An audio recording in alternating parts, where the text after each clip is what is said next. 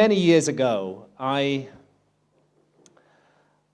began to feel that the picture of history that we're taught in school and that is beamed at us through the media might not be right. I'm not saying that the alternative view that I've presented is right, but I think it's healthy to try to present an alternative because we have a completely monolithic grip on history by the academic establishment. And I think it's a pity because it belongs to all of us. There's no encouragement for open-minded inquiry into extraordinary possibilities. And the extraordinary possibility that I've spent a lot of the last 15 years researching is, could there have been a major forgotten episode in human history? And the map here is the map of the world as it is today, with all the recognizable contours. But if we go back to the last ice age, and particularly to the last glacial maximum, which was just 21,000 years ago, when ice sheets as much as 2 miles thick were sitting on top of Northern Europe and North America and South America, all over the world, in fact, we find that the planet looks subtly different. For example, there's no Red Sea. Sea level was 400 feet lower then, and that's why there's no Red Sea. There's also no Arabian Gulf. The coastline of India incorporates the island of Sri Lanka, and the whole Southeast Asian peninsula is vastly extended, with New Guinea joined to the north of Australia here. Likewise with the American coasts. Altogether, more than 10 million square miles of land was swallowed by rising sea levels at the end of the last ice age, when all that ice, all that water that was pulled up on the continental landmass in the form of ice masses went back into the ocean. We had a 400-foot rise in sea level. Very sensitive control. It unfolded over a period of about 10,000 years. However, within that 10,000-year period, there were a series of episodes of very dramatic, radical flooding, when sometimes you had as much as a 30-foot rise of sea level within a period of a couple of weeks. If you consider what a 30-foot rise in sea level in 2 weeks would do to our civilization today, wiping out every coastal city, and you ask yourself, would we be able to deal with that? I'm not sure, actually. I'm not sure our civilization would survive that. The reason that there were such cataclysmic episodes of melting is illustrated here, that these huge ice masses on the continents, as the ice began to melt, it first formed into glacial lakes on top of the ice caps. Sometimes you could get 4,000 or 5,000 years of meltwater stored in one of those lakes. Finally, it would burst its boundaries and just flush out into the ocean, of course, tearing across the intervening land and causing devastation, the traces of which are still to be seen today. And this process of episodic massive sea level rises was also accompanied by an enormous amount of volcanic and seismic activity. Not surprising, really, when you consider that the weight of that ice was being lifted off the continental landmasses. And I'm personally pretty sure that the global tradition of a great flood has its origins in our memory of the events that took place at the end of the last ice age. It's the only time when really there has been truly global flooding. And of course, everybody's familiar with the story of Plato. Plato is the earliest surviving specific reference to the lost continent of Atlantis. And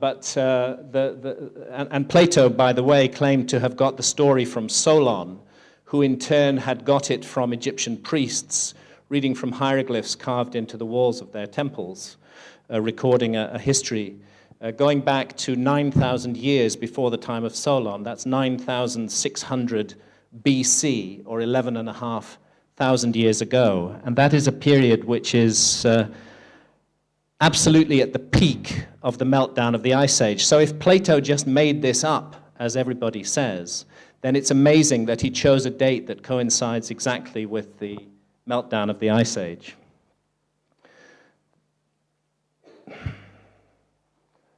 Oh dear, there we go. It's all over the world.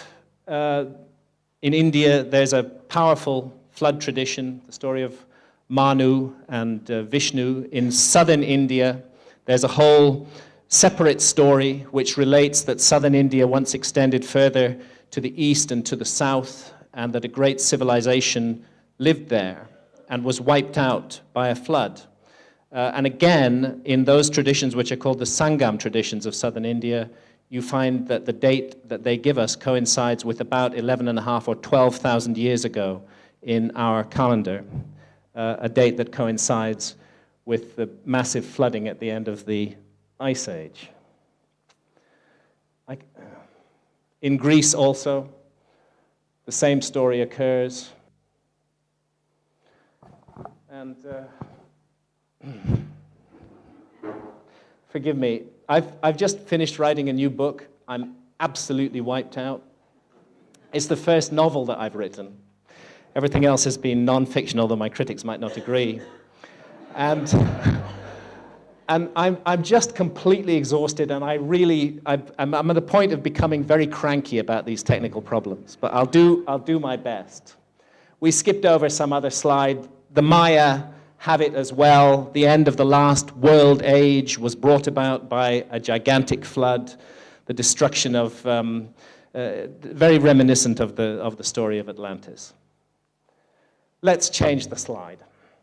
Noah, the flood of Noah in the Bible. Next slide, please. The biblical story, it's well accepted by scholars, has its origins in the Gilgamesh epic from Sumer, which the earliest surviving written versions of which go back close to 5,000 years, and which tells a story very similar to the story that's related in the Bible. Next slide. And if we go to the Persian Gulf, where the Gilgamesh epic comes from Sumer, Iraq, we can see what happened during the meltdown of the Ice Age. At the last glacial maximum, we have effectively a Garden of Eden in the Persian Gulf. With the combined streams of the Tigris and the Euphrates running through the middle of it, there were a series of huge fertile lakes in the middle of the Gulf, and all the way out through the Straits of Hormuz. Come down to 16,400 years ago, it hasn't changed that much. There's just a little incursion of the sea. And the radical change, in fact, occurs about 13,000 years ago, when almost the whole Gulf is flooded. And this is how it looks 10,600 years ago. Just little bits of it are not flooded. So it's easy to understand how that Gilgamesh epic got written as a memory of these catastrophic events. Next slide, please. Same story in Australia. That's how it was 16,000 years ago. That's how it is today. Enormous amounts of land flooded there. Next slide. And we have Aboriginal accounts of a great flood serpent eating up the land.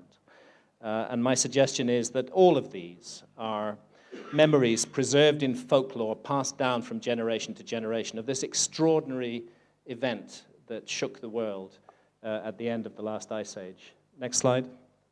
Now, it's not, I think, that surprising that our ancestors should have memorialized such catastrophic events.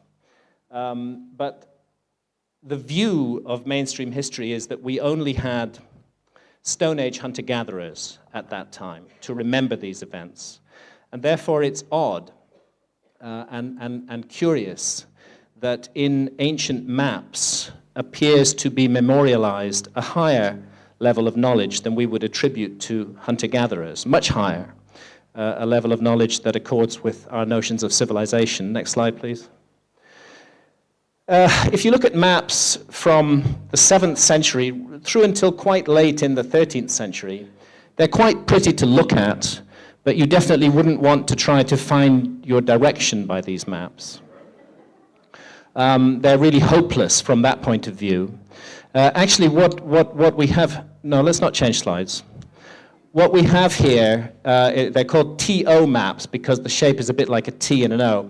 Actually, this is west here. This is the Spanish, the Iberian Peninsula. Here's North Africa.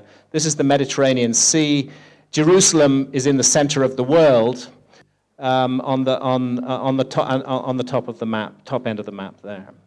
And the River Nile and Africa is depicted on these maps as well.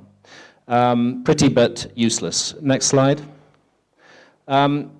Yet, curiously, preserved in monasteries and other places were maps that were much more accurate, that are much older, and which began to be copied and recopied roughly from the end of the 13th century onwards. And the source of one group of those maps was the great geographer Ptolemy, who worked at the Library of Alexandria. His coordinates were kept and could be rebuilt again into maps, and this was what happened from 1295 AD onwards. And the Ptolemaic maps, they're not great, but they contain a surprising amount of knowledge. Next slide. Another group of maps also surfaced at exactly that period, and these are the Portolan geographic tradition.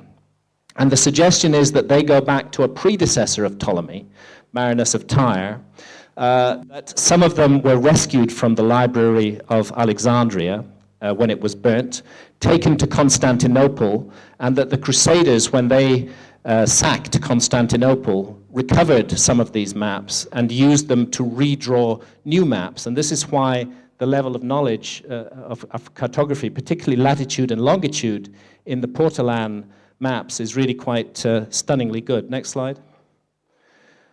The Dulcet Portolano being an example of this. Again, you have a beautiful depiction of Spain, Italy. The whole of the Mediterranean is beautifully depicted. And the indications are that the original source maps were actually world maps, but the mariners at the time tore out the bits that interested them, where they were navigating, particularly the Mediterranean, and ended up with these fantastically accurate maps, mainly of the Mediterranean, but some of the Portolan maps are world maps. Famous Piri-Reis map is particularly interesting in this respect. You can see here the east coast of South America and the west coast of Africa. And the east coast of South America appears to continue down much further here. Here's a map of the world at the last glacial maximum, where we find that the tip of South America is indeed joined to Antarctica. And the suggestion is that this map contains information that must have been set down originally during the last ice age. Next slide. Now, that's what Antarctica looks like today at the bottom of the world. Next slide, please. And that's what it looked like in about 1800. It wasn't there at all. And the reason it wasn't there at all was because our civilization hadn't discovered Antarctica until 1818. And that's when conscientious map makers, not working on copies of old maps, but creating new maps, that's when they started to put Antarctica back into the picture. Next slide, please. But the interesting thing is that if you go back to the 17th and the 16th and the 15th centuries, you find many maps which show Antarctica. And they show it with a really quite high degree of precision. And what all these maps have in common is that they are copies of older maps. The original source documents have not survived, but the copies have. Next slide, please. Again, here, this is Gerard Mercator, the great map maker responsible for the Mercator projection. He features Antarctica on his map in the mid-16th century, 200 years before it was discovered, 300 years. Next slide, please. And interestingly, just if you go into some of the small details of these maps, it's interesting too. I was lucky enough in my book Underworld to work with Dr. Glenn Milne at the University of Durham, his team have the leading information on the meltdown at the end of the Ice Age. He can print you out a computer simulation of any coastline anywhere in the world in the last 30,000 years, pretty much exactly how it looked. Now on this map from 1513, British Isles, Ireland, and off the coast, the west coast of Ireland, we see an island indicated, and that island was called High Brazil. And quite a number of expeditions were sent out, 16th, 15th centuries, to look for High Brazil. But they couldn't ever find it because they would have needed more than a ship. They would have needed a time machine to find High Brazil. Because the inundation studies show that an island of exactly the right size, in exactly the right place, did exist until about 12,500 years ago, when the rising sea levels swallowed it. So it's a series of amazing coincidences like this that begin to convince me that, next slide please, that we're not actually dealing with coincidence. For example, from the Ptolemaic tradition, look at this fantastic extension of Southeast Asia here. Next slide. And compare it with how Southeast Asia looks today and how it looked at the last glacial maximum. And I'm suggesting that this map rests on information that was recorded by an unknown civilization, perhaps as much as 21,000 years ago. Next slide. We find these maps all over the world. Here's the Korean peninsula as it looked 12,500 years ago, much narrower, shorter, and a curious little inlet at the top of it. And this map from China shows almost exactly the same contours, including that inlet. But those contours did not exist in 1307. You have to go back 12,400 years to find the conditions that would give us that appearance. Next slide. There's two curious little islands which crop up on a number of maps, which are very mysterious, and they're called Satanaze and Antillia. And they are typically demonstrated as lying off the west coast of Europe. There's Spain for you. There's these islands, Satanaze and Antillia. Now remember, this is before we'd discovered the Americas, and nobody's quite sure what's over here. Now, of course, we know that there are no such islands as these in the Atlantic Ocean. But what you have to remember is that people of those times believed that on the other side of the Atlantic Ocean lay China. That was the belief that they had, that China lay there. And that belief, for a long time, overrode common sense. I mean, Columbus himself was absolutely convinced that he'd arrived off the coast of the Indies when he discovered America. It took him some time to come to terms with the fact that he'd found somewhere else. So this notion that China lay across the Atlantic Ocean at a certain distance was very deeply ingrained. Next slide, please. Professor Robert Fuson of the University of Florida has made an absolutely compelling case that these mysterious islands, Satanaze and Antillia, are in fact representations of Japan and Taiwan. But put in the Atlantic Ocean because the ignorant mariners of that time felt that's where they should be. Now, what Fuson didn't consider is when they represent Japan and Taiwan. Next slide, please.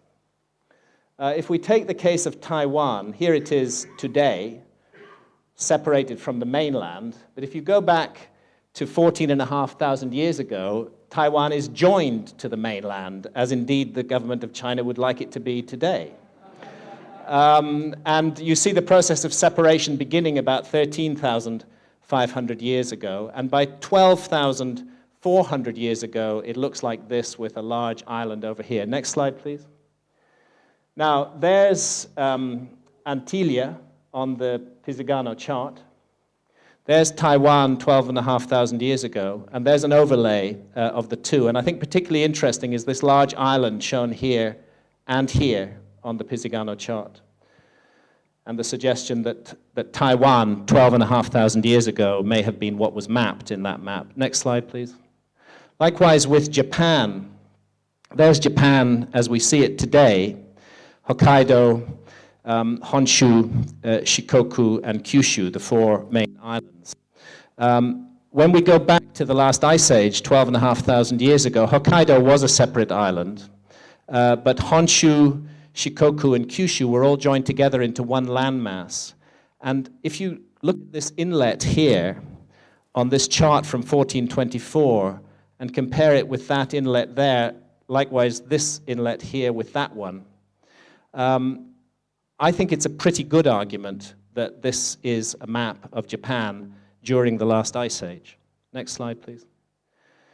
Just a reminder of the situation at the end of the last glacial maximum. The whole east coast of China is greatly extended. Japan is joined into one landmass, and so on and so forth. Now, when I started hearing rumors of ruins underwater in this area, I felt it was important on the next stage of my research to investigate these. So my wife, Santha, and I trained as scuba divers back in 1997. And we had the privilege to spend the next 5 years almost totally underwater. we did a huge amount of diving all over the world. And we did a lot of diving in this part of the world. Next slide, please. Again, just a reminder of the situation with Taiwan. And we heard of underwater ruins that local divers were reporting here between Taiwan and China. Next slide, please. And what they had found was a gigantic wall underwater. Next slide. A wall with battlements in it and a sort of patio in front of it. Next slide. Again. Next slide, please. If you go up closer, you can see that this wall isn't some natural feature. It is made of individual blocks of stone that have been built up into a wall. Next slide.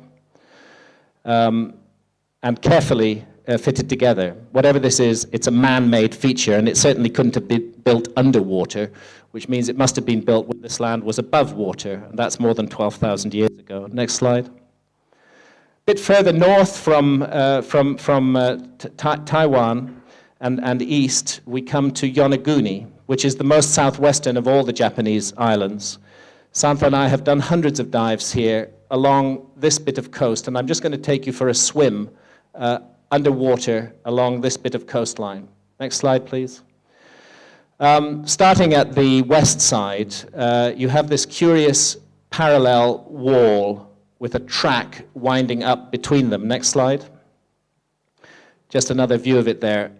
A clear track and two parallel walls. Nature doesn't do that, but human beings do. Next slide, please. Here's a tunnel. I'm just going to swim through it. Next slide.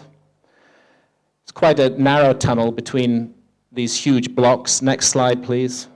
And when you get inside the tunnel, you can see that we're dealing with megaliths, which are piled on top of each other, creating a perspective as you go through. Next slide, please. Where what you see as you come out of the tunnel straight ahead of you are these two huge megalithic blocks side by side. Next slide, please. And that's just a view up from the bottom of the blocks up towards the surface. They're really large. They would weigh about 150 tons each. Next slide, please. Again, I'm just in there for scale. Geologists who haven't explored the site and haven't dived there have suggested that these blocks must have fallen from cliffs up above, somehow falling into position without breaking. The fact that there aren't cliffs up above that immediate point doesn't deter them from this solution, because the alternative solution that it was put there by human beings more than 13,000 years ago is too horrifying to contemplate. Next slide, please. It's a majestic place, a wonderful place to dive, and it has an atmosphere and an aura of a sacred place like nowhere else on Earth that I've visited, and I've visited many sacred places. Next slide, please. Backing off, you see that those two blocks are wedged in beside a promontory of rock, and I'm going to bring us round this way now. Next slide, please, where we come to the famous steps of Yonaguni. Next slide, please, which are beautifully cut out of the bedrock with lovely lines and pattern to it. Now, the view of geologists working with archaeologists to preserve the accepted view of history is that this, of course, is a totally natural phenomenon. And and it was created by, as the sea level rose, the waves smashed against this rock surface. It's actually not as crazy as it sounds. They do have a point. It smashed against this rock surface, and there were layers of rock, some of which were soft and some of which were hard, and the sea removed the soft layers and left the hard layers, which just happened to look like steps. We'll examine that hypothesis. Next slide, please. Again, just a view of that place and of the main steps that we see. Next slide. And comparison with some rock-hewn stepped structures that nobody would argue are natural. These are both from Cuzco in Peru, down here. They're cut out of natural rock, and everybody accepts that they're man-made. But similar structures cut out of natural rock underwater, it's much harder to accept that because it involves changing our paradigm of history. Next slide, please. So here's a view from the other end of those steps. And the notion is that all of this was cut out by the sea. If it had been, then it would have been dumped down underneath, because we can drop down almost another 80 feet below there, and we should find all that rock rubble down below. Next slide, please. But in fact, we don't. We find a clear pathway running underneath, and all the rock rubble cleared to one side. Next slide, please. As you can see here, you can swim along this path. You're at about 110 feet underwater here. And all the rubble has been nicely laid to the side. To my mind, that is human handiwork, not the work of nature. Next slide, please. And again, it's just illustrated in this diagram. Next slide. Right at the top of the structure, we're only 15 or 20 feet from the surface here, is this curious place that we call the pool. Next slide. Where in a very small area, we have a curve and a right angle, and drainage holes. Next slide, please. And again, next slide. A little further to the east, perched on top of a large slab of natural rock, is a megalith. Next slide, please. And that megalith rests on top of a carved shelf. Next slide. This is just to orient you on weathered faces. This is, of course, an Olmec head from Mexico. And this is a huge head that is found underwater at Yonaguni. Next slide, please. The eyes, the nose, and the mouth look due south. Next slide. I'm in there for scale. There's the eyes, the nose, the mouth, and a kind of platform. In fact, the Japanese divers call it the stone stage that's in front of it. Next slide, please. You can get up into the eyes. There's actually pupils in the eye that you can grab hold of. Next slide, please. And there's something very awesome about this when you see it, particularly on an overcast day underwater. It's really quite scary. Next slide. And we can see that the head, there's the eyes, the nose, the mouth. The whole head here is actually clearly demarcated. It doesn't just run on into the bedrock as it might if it were natural.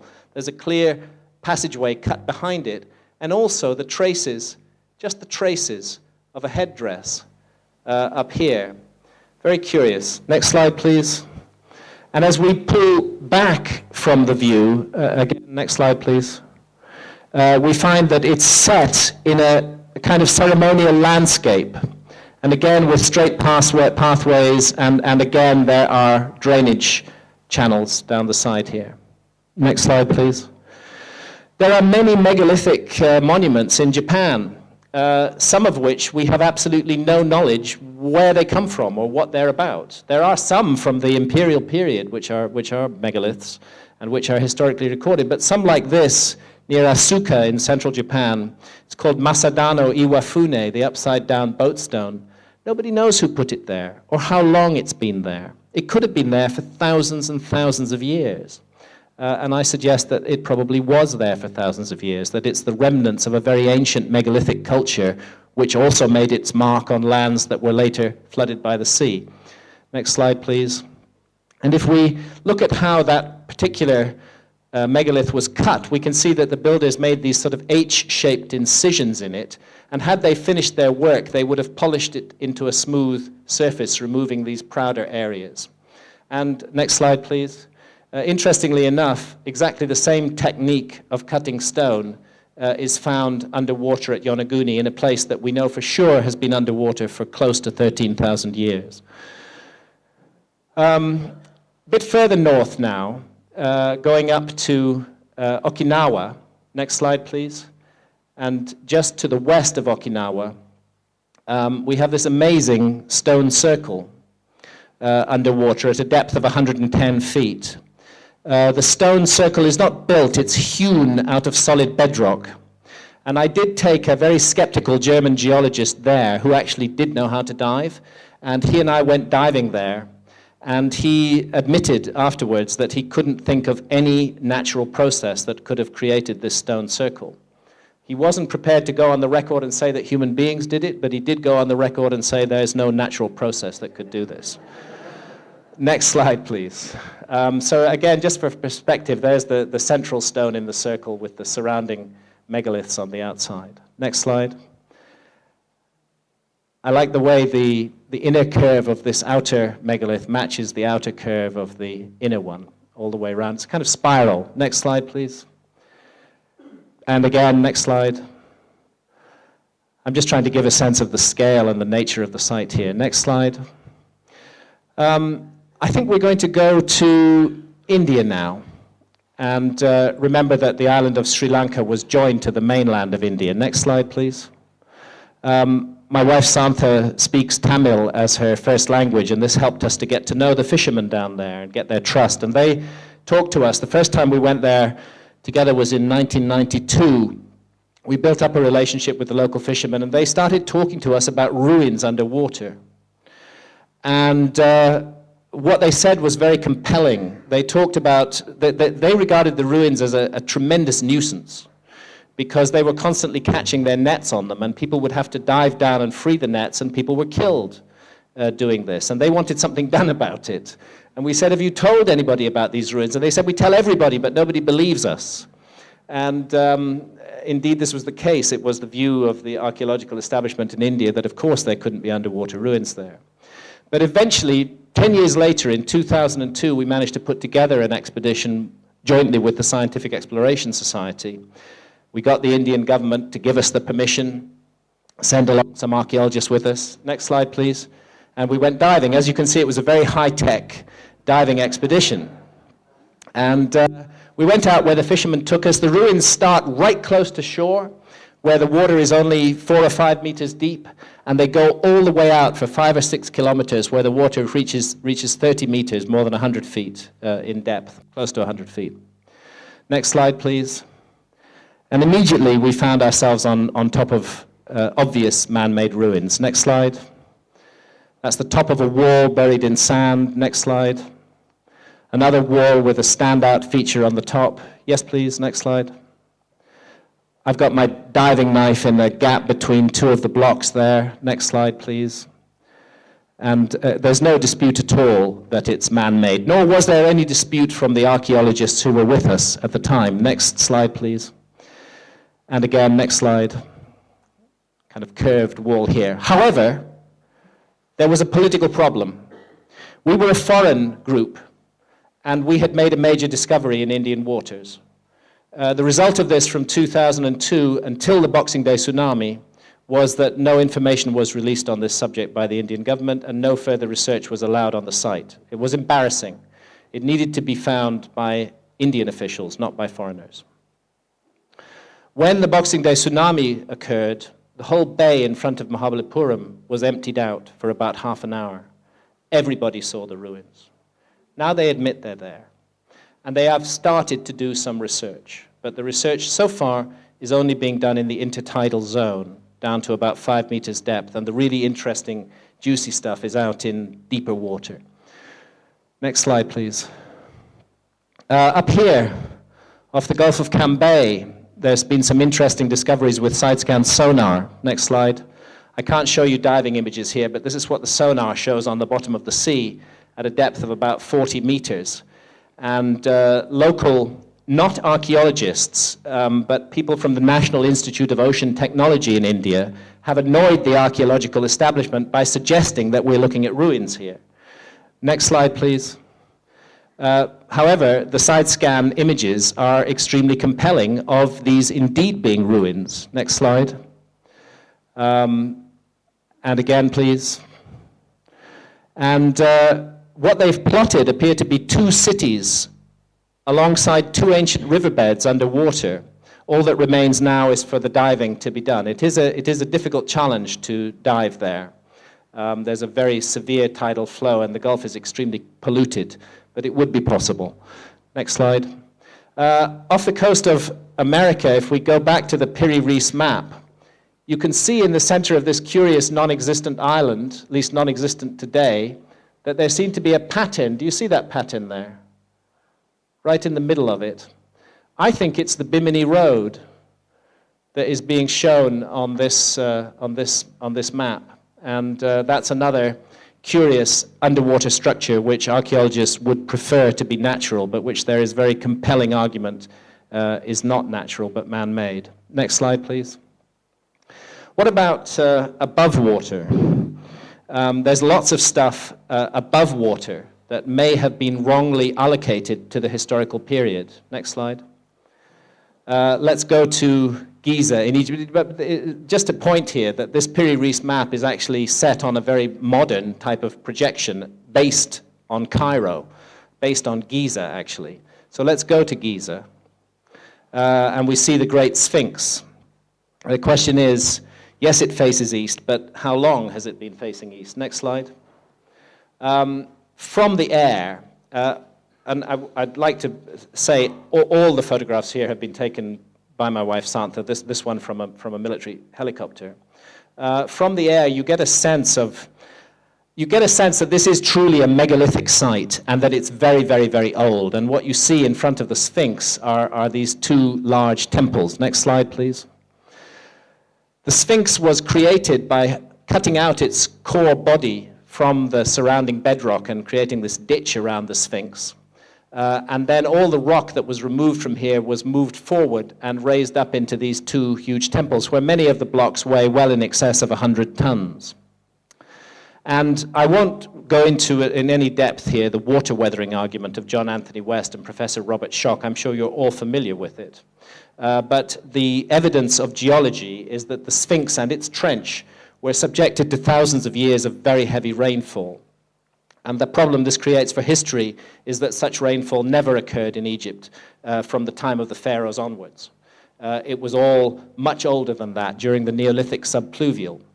At the very least, the Sphinx must have been standing there from 9,000 or 10,000 years ago, and perhaps much older than that. Next slide, please. Which also means that these megalithic temples are older than the period that they're attributed to, because they were created at the same time as the Sphinx. Next slide. Well, this is the best place in the world to stand. On top of the Great Pyramid of Giza, really, it is like being on a flying carpet. It's a most amazing place to be, and that's the second pyramid, the Pyramid of Khafren, just behind me there. A small personal note. Please go back to that slide. We're not telepathic yet. Just one step down, I found my grandfather's graffiti. Put there in April 1916 when he was with the British forces in Egypt. And I checked it out in his diary. That date in April 1916, one line, climbed Great Pyramid today. It was, there's lots of other graffiti up there, but that one was really had a personal meaning for me. Next slide. The Great Pyramid itself, an incredible structure, 6 million tons, 13-acre footprint. Next slide, please. Perfectly aligned to true north, south, east, and west. It's just 3/60th of a single degree off true north. Incredible work of precision. Next slide. And interestingly, it's also an accurate symbolic scale model of one hemisphere of the Earth on a scale of 1 to 43,200. If it was any other number, I'd say it was a coincidence, but 43,200 belongs to a sequence of numbers that's actually highly significant and appears in ancient myths all around the world. It works like this. If you take the height of the Great Pyramid and multiply it by 43,200, you get the polar radius of the Earth. And if you take the base perimeter, measure it, and multiply it by 43,200, you get the equatorial circumference of the Earth. Next slide, please. Why is the number 43,200 important? Go read this book, one of the best books on ancient mysteries ever written by a professor of the history of science at Massachusetts Institute of Technology, Professor Giorgio de Santillana, who looks at the recording of information about an obscure and hard-to-observe astronomical phenomenon called precession of the equinoxes in myths all around the world. Next slide. It unfolds, it's a wobble on the axis of the Earth, which changes the stellar positions at certain times of year, and it unfolds at the rate of 1 degree every 72 years. 2,160 years will give you one full house of the zodiac. Multiples of that lead you up to 43,200. Next slide. That's just repeating the same information. We're running short of time. Next slide. Never mind that one. Next slide. It's important to be clear that what the precession does is it doesn't change the rising point of the sun on the equinox. It changes the background stars that rise behind the sun on that particular day of the year. So the Sphinx always looks due east on the spring equinox, but the constellation in which the sun is housed changes very slowly because of precession. Next slide. It runs in the opposite direction to the annual path of the sun through the zodiac, and each precessional age of 2,160 years, it goes backwards: Leo, Cancer, Gemini, Taurus, Aries, etc. Next slide, please. This is a computer simulation, an accurate one, of the skies over Giza 12,500 years ago, and this draws on the work of my colleague and co-author, Robert Bauval, whose Orion correlation is of course world famous. And what he's pointing out is that there's this curious moment as the sun strikes the horizon due east, directly in line with the gaze of the Sphinx. We have the constellation of Leo in the sky above the Sphinx, and the constellation of Orion with the 3 stars of Orion's belt in the same pattern as the pyramids, crossing the meridian due south, and the Milky Way seems reflected by the Nile. It's as though the whole sky has been brought down to earth and made into a diagram. Next slide, please. 72 is the heartbeat of the precessional cycle. There's that 4320 or 43,200 or multiples. Next slide, please. Again, not time to go into it. Next slide, please. The point I want to make is that 72 is the important number, and 72 degrees east of Giza, we have Angkor. Next slide. Like Giza, Angkor is a very geometrical site. This is Angkor Wat, and you can see this east-west line running through the temple, just disappearing off into the distance. Next slide. And like Giza, and like the great Sphinx of Giza, the Temple of Angkor is an equinoctial marker. It's to tell you when the equinox comes. And this is what happens if you stand on that causeway at dawn on the spring equinox. You see the sun rising slowly up the side of the tower. Next slide, please. Until it comes to rest exactly on the top of the central tower, lighting the whole place up like a fairy tale kingdom. Who could doubt that this is what that temple was intended to do? This was the purpose of it, to draw our attention to that incredible cosmic moment when sky and ground are unified. Next slide, please. There's 72 major temples at Angkor, and Angkor is 72 degrees of longitude exactly due east of Giza. Next slide, please. There are many devices in reliefs and in statues which show a symbolism for the precession of the equinoxes, the churning of the Milky Ocean, it's called in Indian tradition, from which is produced the elixir of immortality, curiously the same concern at Giza. Next slide, please. Just examples of this churning of the Milky Ocean. This is the serpent Vasuki. Next slide, please. Wrapped around Mount Mandara, gods on one side, demons on another. They're churning him around Mount Mandara and producing the elixir of immortality, and that's Vishnu in the middle. Next slide, please. And curiously, there's a star diagram at Angkor, a serpent diagram. The constellation of Draco appears to be mapped on the ground by the major temples in the Angkor complex. Next slide, please. And it only works perfectly on the spring equinox in 10,500 BC. If you go to the period when we know the temples were built, which was about 1100 to 1200 AD, the constellation is either upside down or below the horizon. It doesn't fit the pattern on the ground. So, but I'm not disputing the archaeological date for Angkor as 11 to 1200 AD. So what's going on here? Were they working on ancient records, or is it possible that there's an earlier layer of archaeology at Angkor? All the evidence suggests that this is indeed the case. Next slide, please. So it seems to be a kind of three-dimensional representation of the constellations at the cardinal point, like a sort of computer game, with Leo rising in the east, mirrored by the Sphinx on the ground, Aquarius setting in the west. Interesting that.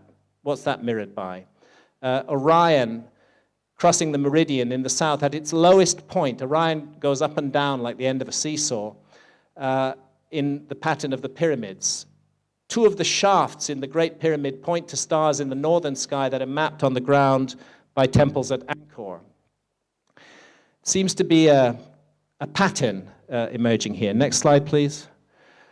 Interestingly, if we go back to that time, 12,500, 13,000 years ago, something really quite extraordinary did happen then. The Earth was hit by a gigantic comet. It hit North America, it fragmented, it created the Carolina Bays. It was responsible for huge extinctions all around the world. It's very odd that this should date exactly to the time that seems to come up in so many myths and traditions about the loss of an ancient civilization. Next slide, please. So could it be even further? Could a deliberate connection be being made through this universal language of astronomy and long-lasting, enduring megalithic architecture, speaking from that time to this time? Because what we find is that today, Orion is at its highest point in its cycle, Draco's at its lowest point, and Leo is setting beneath the horizon, and Aquarius is rising as we enter the age of Aquarius. It's like the whole diagram has come halfway around the circle.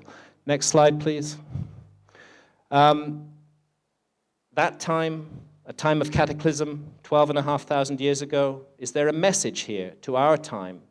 Certainly the Mayan calendar is taken by some to suggest a prophecy of the end of the world, or at least of civilization as we know it, on the 21st of December, 2012. Next slide, please. The previous world age in the Mayan system was ended by a cataclysm. Next slide. And the Dresden Codex has this image of the destruction of the world, the rain serpents stretching across the sky, the final, all-embracing cataclysm, a cataclysm of water that is to come upon us. Next slide, please. The Mayan calendar is full of those same system of numbers that we find at Giza, 72 working its way up. Go ahead, next slide. And they also made pyramidal structures aligned to the sun at certain times of the year. Next slide. This pyramid of Kukulkan at Chichen Itza is also an equinoctial marker, because only on the equinox do you get the serpent effect on the northern stairway. It's so set that around 5 in the evening, as the sun is setting, the whole form of the serpent, the head of the serpent is always at the bottom, but in shadow play, the whole form of the serpent appears. Next slide. And it forewarns of an event 2 months later, when the sun and the Pleiades conjunct at the zenith of the sky. So there's no doubt, not only that this is an equinoctial marker, but also it's pointing to our current era, because this is the only time that this highly significant conjunction occurs. Next slide, please. And it raises to my mind, could it be something to do with this comet that hit the Earth 12,900 years ago? Could it be something that's going to come back? Is it possible that these monuments were encoding a warning that half a precessional cycle onwards from the last comet impact that we might be about to face another? Next slide, please. Long period comets have very long, very narrow elliptical orbits. Perhaps we're dealing with a long period comet with an orbit of 12,500 years. Next slide. And we know what comets did to, what Shoemaker-Levy did when it broke into different fragments and hit Jupiter. Thank goodness for Jupiter. We should all be grateful for Jupiter, because none of us would be here if Jupiter wasn't there, sweeping up all those malicious comets flying in from the Oort cloud. But it doesn't sweep them all up, not all of them. Some of them get through to the inner solar system. Next slide, please. That would be one suggestion. If I try to take the Mayan calendar seriously as a prediction of apocalypse, could they were star watchers, could they be predicting the return of a fragmented comet? Some of the fragments hit us 12,500 years ago, the rest are due pretty soon. I hope not. I hope that the other view is right, because the other view is that the Mayan calendar is suggesting a kind of rebirth of humanity, that we're going to emerge from this mess that we've got ourselves into and come through to something better. Next slide, please. And this notion, again, derives from precession, and we see the sun moving steadily towards the center of our galaxy on the winter solstice. And it's the cosmic rebirth of the sun from the womb of the galaxy that may be indicated by this end date of 2012. Next slide. And again, please. Yeah, just go back again. I just wanted to mention John Major Jenkins, whose image I showed earlier, and his point that what the Maya really believed is that the years around 212 would be attended by great changes, and in accordance with their world age creation mythology, the transformation of human beings into something completely new. Next slide, please. And the same idea occurs in ancient Egypt as well, in the Hermetic texts. Now, these were texts that were written in Greek and Latin at the end of the ancient Egyptian period. It was as though they were seeking to transfer ancient Egyptian ideas into the more modern idiom. And I'm just going to finish with a reading of a prophecy. We call it the Lament, that is contained in the Asclepius, one of these Hermetic texts. And it's a dialogue between the god Thoth, Hermes, and Asclepius, his pupil. So Thoth, Hermes, is saying to Asclepius this: "Do you know, Asclepius, that Egypt is an image of heaven? Or to speak more exactly, in Egypt all the operations of the powers which rule and work in heaven are present in the earth below. In fact, it should be said that the whole cosmos dwells in this our land as in a sanctuary." I would suggest here that by the way, I'm finishing after this, so I won't keep you much longer. I would suggest here that when they speak of Egypt, they're speaking of the whole world, not simply of Egypt. And yet, since it is fitting that wise men should have knowledge of all events before they come to pass, you must not be left in ignorance of what I will now tell you.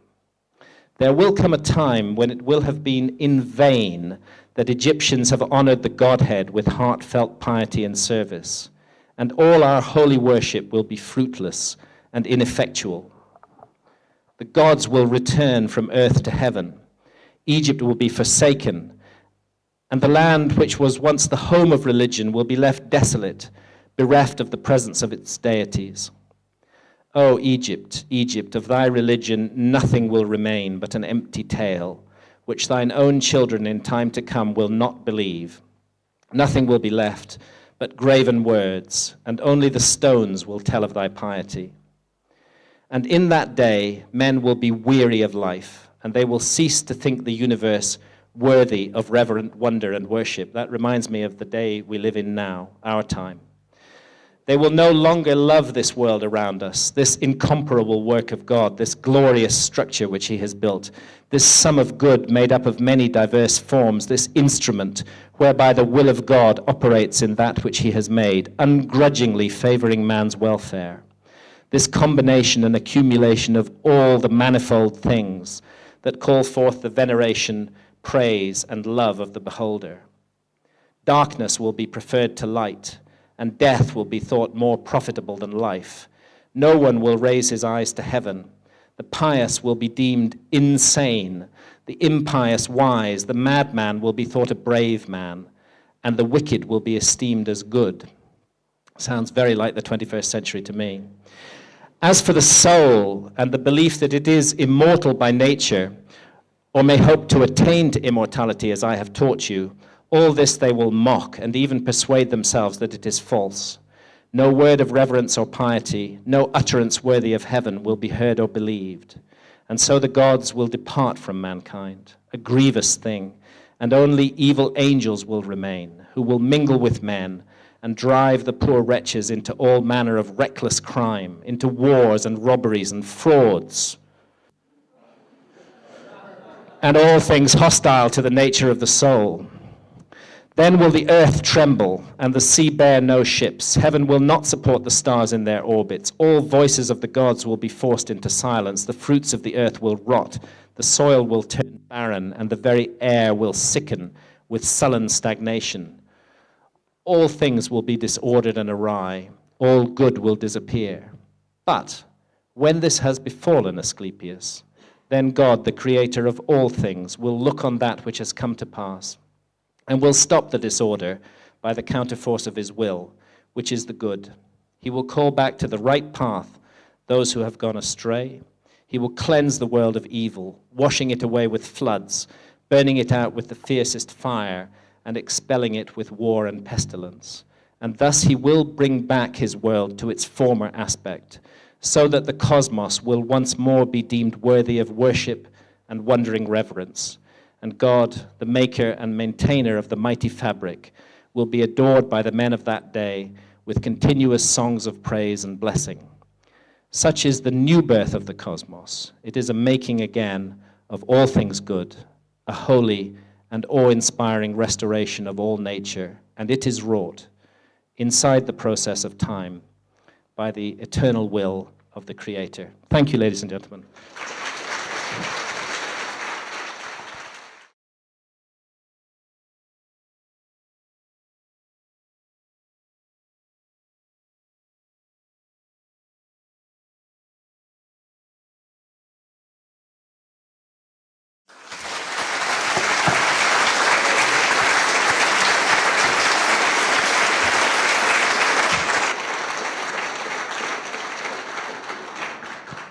Many years ago, I began to feel that the picture of history that we're taught in school and that is beamed at us through the media might not be right. I'm not saying that the alternative view that I've presented is right, but I think it's healthy to try to present an alternative because we have a completely monolithic grip on history by the academic establishment. And I think it's a pity because it belongs to all of us. There's no encouragement for open-minded inquiry into extraordinary possibilities. And the extraordinary possibility that I've spent a lot of the last 15 years researching is, could there have been a major forgotten episode in human history? And the map here is the map of the world as it is today, with all the recognizable contours. But if we go back to the last ice age, and particularly to the last glacial maximum, which was just 21,000 years ago, when ice sheets as much as 2 miles thick were sitting on top of Northern Europe and North America and South America, all over the world, in fact, we find that the planet looks subtly different. For example, there's no Red Sea. Sea level was 400 feet lower then. It burst its boundaries and just flush out into the ocean, of course tearing across the intervening land and causing devastation, the traces of which are still to be seen today. And this process of episodic massive sea level rises was also accompanied by an enormous amount of volcanic and seismic activity. Not surprising, really, when you consider that the weight of that ice was being lifted off the continental land masses. And I'm personally pretty sure that the global tradition of a great flood has its origins in our memory of the events that took place at the end of the last ice age. It's the only time when really there has been truly global flooding. And of course, everybody's familiar with the story of Plato. Plato is the earliest surviving specific reference to the lost continent of Atlantis. And Plato, by the way, claimed to have got the story from Solon, who in turn had got it from Egyptian priests, reading from hieroglyphs carved into the walls of their temples, recording a history going back to 9,000 years before the time of Solon. That's 9,600 BC, or 11,500 years ago. And that is a period which is absolutely at the peak of the meltdown of the Ice Age. So if Plato just made this up, as everybody says, then it's amazing that he chose a date that coincides exactly with the meltdown of the Ice Age. And that's why there's no Red Sea. There's also no Arabian Gulf. The coastline of India incorporates the island of Sri Lanka, and the whole Southeast Asian peninsula is vastly extended, with New Guinea joined to the north of Australia here. Likewise with the American coasts.